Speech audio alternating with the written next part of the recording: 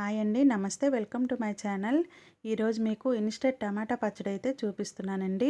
ఇది మనం అప్పటికప్పుడు చేసుకోవచ్చు. వేడి అన్నంలో అయితే మనం తింటే చాలా బాగుంటుంది. ఏం కూర కూడా మనకు అక్కర్లేదు, శుభ్రంగా మనం ఈ అన్నం మొత్తం తినేయొచ్చు. ఇది ఎలా చేయాలో మీకు చూపిస్తాను ఇప్పుడు రండి. ఇలా మనం టమాటా పళ్ళనైనా తీసుకోవాలి. నేనైతే 1/2 కేజీ తీసుకున్నాను. ఇలా చూసారా, ఎర్రగా ఉన్న పళ్ళు. మనం ఇప్పుడు కండతో ఉన్న పళ్ళు అయితే మనకు దొరుకుతాయి కదా, ఆ పళ్ళే తీసుకోవాలి. ఈ టమాటా పళ్ళని శుభ్రంగా కడుక్కొని చక్కగా గుడ్డతో అయితే శుభ్రంగా తుడుచుకోవాలండి. ఇది మనకు నిలువ ఉంటుంది కాబట్టి శుభ్రంగా తడి లేకుండా శుభ్రంగా చేసుకోవాలి. ఇవన్నీ తుడుచుకున్నాక మనం ముక్కలుగా కట్ చేసుకోవాలి. కట్ చేసి పక్కన పెట్టుకోవాలి. ఇప్పుడు ఒక చిన్న ప్యాన్ పెట్టుకొని దాంట్లో కొద్దిగా మెంతులు, కొద్దిగా ఆవాలు వేసుకోవాలి. ఈ రెండు బాగా రోస్ట్ చేయాలండి. చిన్న మంట మీద ఆవాలు చిట్లు పోయి మెంతులు కూడా కొద్దిగా కలర్ రావాలి. ఇవి వచ్చాక మిక్సీ జార్లో వేసుకొని మనం మెత్తటి పౌడర్నైనా చేసుకోవాలి.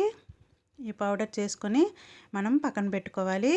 ఇప్పుడు పొయ్యి మీద బాండీ పెట్టుకొని దీంట్లో ఆయిల్ పోసుకోవాలి. ఆయిల్ కొద్దిగా ఎక్కువే పడుతుంది ఈ పచ్చడికి. ఇప్పుడు ఆయిల్ వేడయ్యాక ఈ టమాటా ముక్కలను వేసుకోవాలి.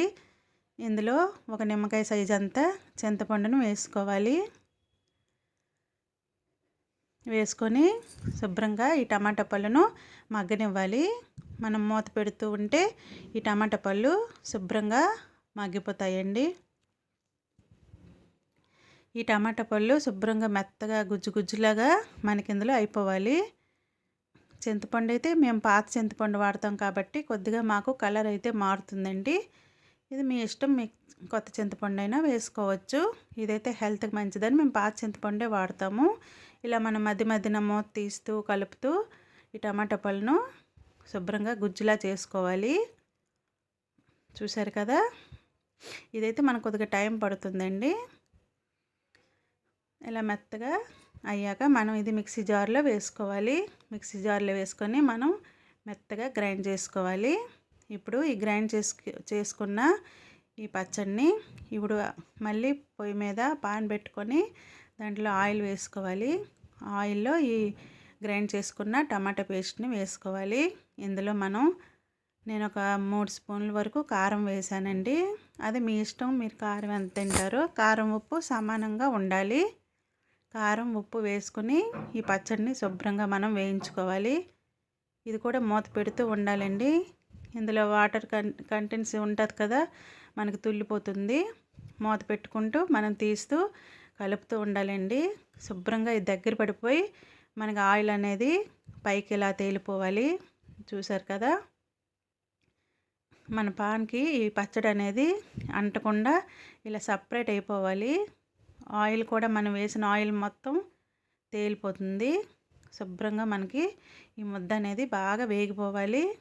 వేగిపోతేనే టమాటా పేస్టు శుభ్రంగా వేగితేనే మనకి టేస్ట్గా ఉంటుంది. ఇప్పుడు అది వేగిపోయింది కదా, ఇప్పుడు ఇంకొక పాన్ పెట్టుకొని మనం ఆవాలు, ఇప్పుడు పోపు వేసుకుందాం పచ్చడికి. కొద్దిగా ఆవాలు, ఇంకా వెల్లుల్లి, ఎండుమిరపకాయలు, వెల్లుల్లి కొద్దిగా కాస్త కచ్చపచ్చగా దంచుకోవాలి. ఇందులో కాస్త మనం ఇంగువ కూడా వేసుకోవాలి. నేనైతే ఎవరెస్ట్ ఇంగువ అయితే వాడతానండి. ఈ స్మెల్ అనేది చాలా బాగుంటుంది. కొద్దిగా వేసినా కూడా స్మెల్ బాగుంటుంది, టేస్ట్గా ఉంటుంది. ఈ పోపు అయితే బాగా వేగనివ్వాలి. పోపు వేగాక మనం ఈ పచ్చడిలోని ఈ పోపుని వేసుకోవాలి. వేసుకుని కలుపుకోవాలి. ఇప్పుడు మనం ఇందాక ఆడించుకున్నాం కదా మెంతులు, ఆవాలు, ఆ పిండినైతే మనం ఇలా 2 స్పూన్స్ వేసుకోవాలి. ఇంకా నాకు మిగిలింది కానీ నేను వేసుకోలేదు. 2 స్పూన్స్ సరిపోతుందని ఎంతే వేసుకున్నాను. ఇది వేసుకున్నాక పచ్చడి మనకి రెడీ అయిపోతుందండి. చక్కగా వేడివేడి అన్నంలో వేసుకుని తింటే బాగుంటుంది.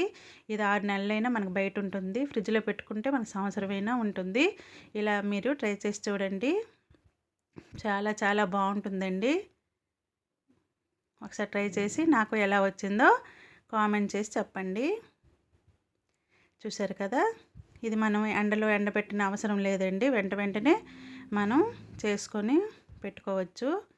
మీరు ఫస్ట్ టైం నా ఛానల్ని చూసినట్లయితే ప్లీజ్ అండి లైక్ చేయండి, షేర్ చేయండి, సబ్స్క్రైబ్ చేయండి. ఇంకా పక్కనే ఉన్న బెల్ ఐకాన్ని ప్రెస్ చేయండి. నేను చేసే వీడియోస్ అన్నీ మీకు ముందుగా నోటిఫికేషన్ వస్తుంది. Thank you for watching.